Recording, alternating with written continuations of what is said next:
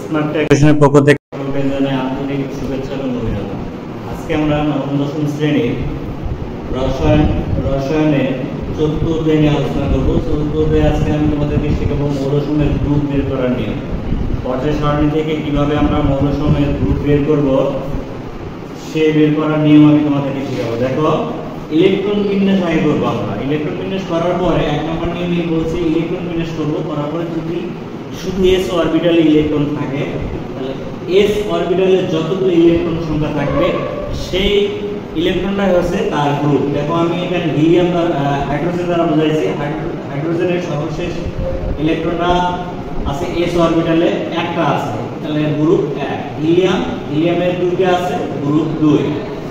তারপরে কি দেখো, প্রধান শক্তি স্তরে s এবং p অরবিটাল থাকে। এদের মোট যে ইলেকট্রন সংখ্যা হবে এই ইলেকট্রন সংখ্যাগুলোর সঙ্গে 10 যদি আমরা যোগ করে দিই তাহলে যে যোগফলটা পাবো সেটা হচ্ছে তার গ্রুপ সংখ্যা। দেখো বোরনের দেখো, বোরন হচ্ছে 5, ইলেকট্রন বিন্যাস করলে হবে 1s2 2s স্কয়ার 4 এবং 2p1। তার মানে s এবং p অরবিটাল ইলেকট্রন আছে, s অরবিটালে 2টা, p অরবিটালে আছে 1টা। এর সঙ্গে আমরা 10 যোগ করে দেব, তাহলে হবে যোগফল হবে আমাদের 13। তার মানে বোরনের গ্রুপ হচ্ছে 13। আবার দেখো নাইট্রোজেন হচ্ছে 7, 1s2 2s2 2p3, s অরবিটালে আছে 2টা, p অরবিটালে আছে 3টা। এর সঙ্গে আমরা 10 যোগ করে দিলে 15 হবে। 15 হলে এর গ্রুপ হচ্ছে 15। তার মানে পর্যায় সারণীতে নাইট্রোজেনের অবস্থান গ্রুপ 15 হবে। কি করব, যদি আমাদের ইলেকট্রনগুলো s এবং p অরবিটালে থাকে সেই ক্ষেত্রে আমরা s এবং p অরবিটালের ইলেকট্রন সমূহকে যোগ করব, যোগফলকে আবার 10 দ্বারা যোগ করব। যোগ করার পরে যে সংখ্যাটা পাবো সেটা হচ্ছে তার গ্রুপ সংখ্যা। সর্বশেষ দেখো 3 নম্বর রুলসে আছে সর্বশেষ শক্তি স্তরে যদি s এর ঠিক আগে প্রধান শক্তি স্তরে d অরবিটাল থাকে, s এর সামনে যদি d অরবিটাল থাকে তাহলে s ও d এর ইলেকট্রন আমরা যোগ করব।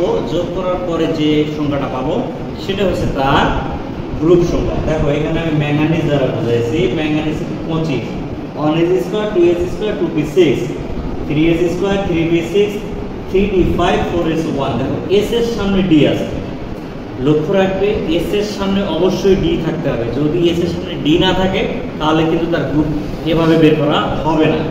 s এর সামনে যদি d থাকে তাহলে s এবং d অরবিটালে যতগুলো ইলেকট্রন থাকবে সেই ইলেকট্রনগুলো আমাদেরকে যোগ করতে হবে। দেখো d তে আছে 5, s এ আছে 2, 5 আর 2 যদি আমরা যোগ করি তাহলে পাবো আমরা 7। তার মানে ম্যাঙ্গানিজের গ্রুপ হচ্ছে 7। এভাবে তোমরা খুব সহজেই গ্রুপগুলো নির্ণয় করতে পারবে। আশা করি তোমরা সকলে বুঝে গেছো। এই ধরনের যদি আরো ভিডিও পেতে চাও তাহলে অবশ্যই আমার চ্যানেলটিকে সাবস্ক্রাইব করে সঙ্গে থাকবে। ধন্যবাদ।